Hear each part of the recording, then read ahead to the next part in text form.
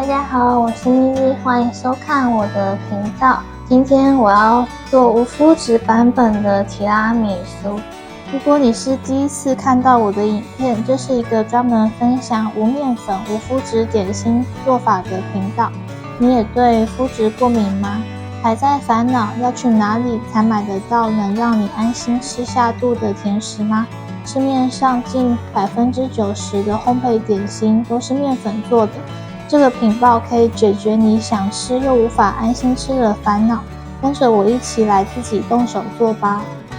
这次我要从手指饼干开始自己制作。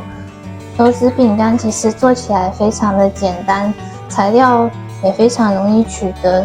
首先我们需要准备1颗鸡蛋，先把蛋黄跟蛋白给分离。接着拿出香草籽酱或香草精，加1小匙。把香草籽酱和蛋黄拌匀就可以了。拌匀之后先放到一旁，接着准备剩下的材料。我们需要打发蛋白用的细砂糖20公克，以及今天要用的粉类白米粉30公克。因为今天要打发的蛋白量比较少，只有1颗，所以我们用来稳固蛋白的白醋加1/2小匙。打蛋器使用低速先打到有大的鱼眼泡泡，像这样子有大泡泡就可以。因为今天以1颗蛋的比例来说，加20公克的糖的分量比较多，所以我们要分3次加入。打蛋器一样转到低速，然后慢慢的分3次加入，把糖打匀，然后再转成中速。我们今天需要打到硬性发泡。体器提起来有尖角挺立就是硬性发泡。把刚刚的蛋黄加进来，然后用低速拌匀。拌匀之后，米粉过筛分2次加入，用刮刀拌匀。这边需要过筛的目的是，这样子粉类会比较分散，更容易拌匀。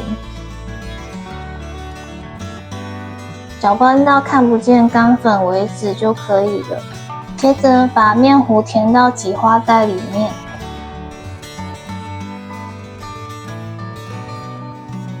我们需要准备一些糖粉，等一下挤完面糊之后需要撒在表面。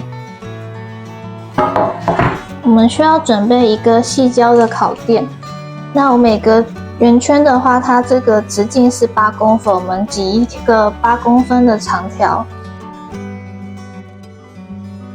手轻轻的压，然后往左边移动，记得不要压太大力，才不会让你的面团感觉看起来比较不均匀。结束的时候像这样子稍微转一下，这个屁股的地方是重点，不要这样子提起来太高，不然它会形成很尖的尖角。烤出来之后就会有一个尖尖的角在上面。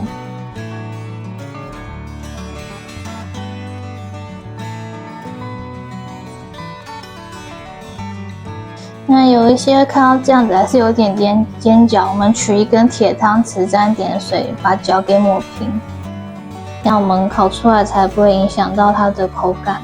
然后准备一个像这样子小的筛网，我们需要在手指饼干上撒1层糖粉，尽量撒得多一点，不用太手软。烤完之后它才会形成表面酥脆的硬壳。这第1层吸收进去之后会再撒1层，总共撒2层。如果你不想要吃那么甜，撒1层也可以。撒完糖粉之后，我们用180度烤14分钟，到表面有金黄酥脆就可以取出来了。手指饼干烤好之后，可以取1根筷子搓一下表面，表面有敲起来硬硬的，就是代表已经 OK 了。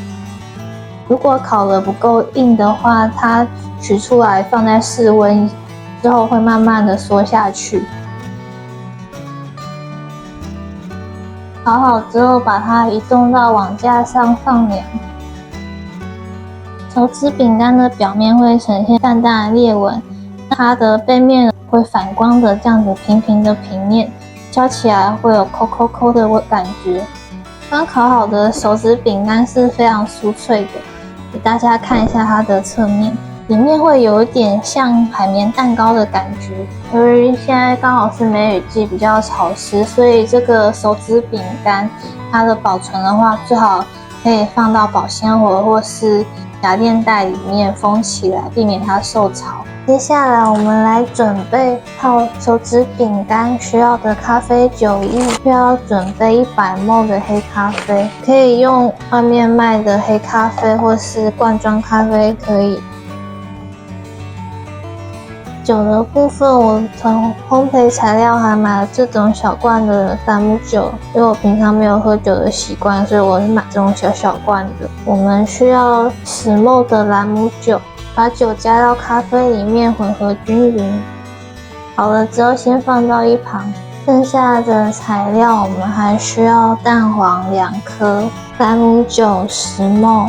还有白砂糖35公克，以及做提拉米苏最重要的材料，这个马斯卡彭起司。那这个起司的话，台湾不太好买，我去家乐福还有百货公司的超市都没有看到，所以我最后是上网订的。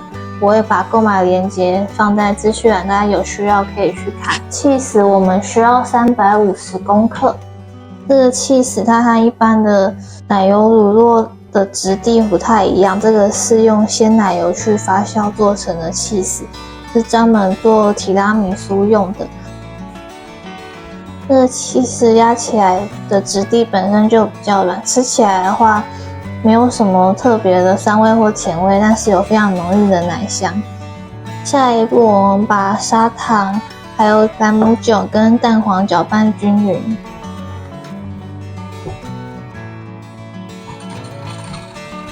拌匀之后，我们需要把蛋黄拿去隔水加热，煮成浓稠的蛋黄酱。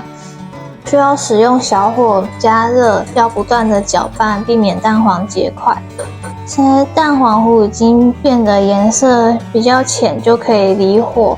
把蛋黄糊移到湿抹布上冷却，再继续搅拌一下。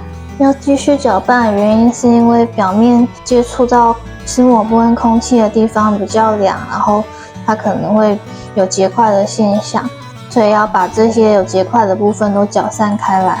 搅好蛋黄酱，那它的质地是这样的，可以很顺利的流下来，但是又不至于太稀的程度。等到放在室温冷却到摸起来微温的程度，就可以和起司混合。打蛋器用低速拌匀。像这样子颜色都有均匀就可以停了。我今天准备的容器是容量大约1公升的玻璃保鲜盒。现在我们的每个配件都准备好了，拿出刚准备的咖啡液，在手指饼干的表面刷上一层咖啡液，然后排到保鲜盒的底部。排好之后再铺上一层调好的起司。